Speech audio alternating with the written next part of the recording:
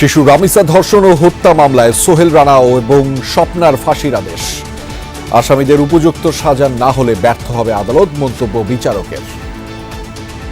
Victim Ramisa আক্তারের দেহে ধর্ষণের আলামত পেয়েছেন।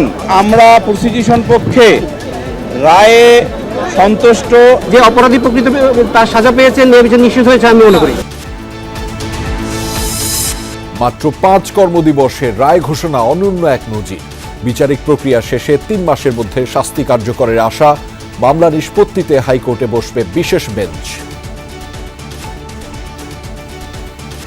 শিশু রামিসা, আসিয়া, এই সমস্ত মামলাগুলো শুনানির জন্য হাইকোর্টে একটি সুনির্দিষ্ট বেঞ্চ উনি গঠন করবেন, যেটা আগামী রবিবার থেকে কার্যকর। সরকারের প্রথম বাজেট অধিবেশন শুরু। দেশে বিদ্যুৎ ঘাটতি বা লোডশেডিং নেই দাবি মন্ত্রীর। জ্বালানি সংক্রান্ত বিশেষ কমিটির রিপোর্ট উপস্থাপন। লোডশেডিং এর ডেফিনিশনটা একটু পরিবর্তন করতে হবে।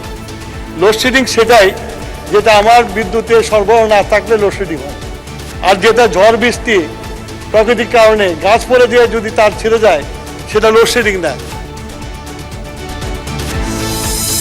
জনসংখ্যাকে জনসম্পদে রূপান্তর করা হবে। ক্যাম্পাস থেকেই তরুণ উদ্যোক্তা তৈরিতে সিড ফান্ডিং এর ঘোষণা প্রধানমন্ত্রীর।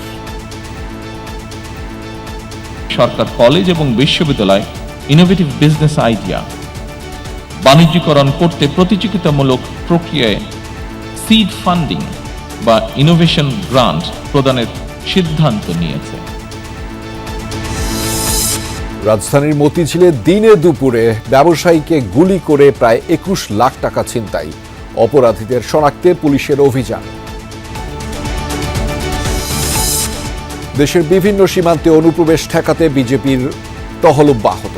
যে কোনো মূল্যে ঠেকানো হবে পুশিন, বললেন স্বরাষ্ট্রমন্ত্রী। কূটনৈতিক চ্যানেলে চলছে আলোচনা।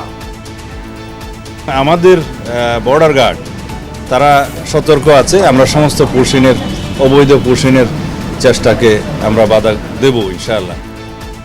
পরিচালকদের ভোটে বিসিবির নির্বাচিত নতুন সভাপতি তামিম ইকবাল। ক্লাব ক্যাটাগরিতে সর্বোচ্চ 73 ভোট পেয়েছেন সাবেক অধিনায়ক। সহসভাপতির দায়িত্বে ফাহিম সিনহা।